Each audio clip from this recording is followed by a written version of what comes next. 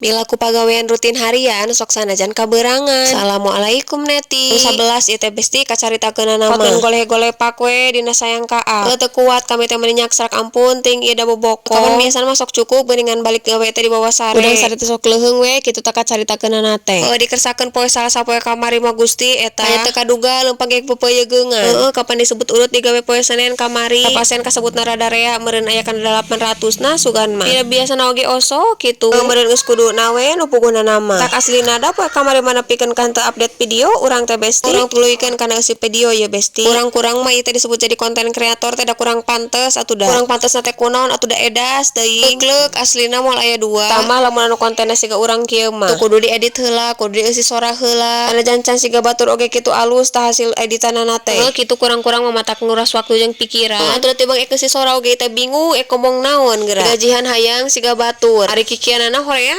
urang teh Gusti teuing tah lamun aya nu nanya mending FYP heula mending monet heula tah hayang mah kami mah FYP heula kitu tah kunaon cenah make kudu hayang FYP heula daripada monet heula kapan kitu besti lamun misalkan postingan urang geus FYP mah dodol teh babari pisan kana rapel teh eta teh ieu mah Gusti hayang 0,0001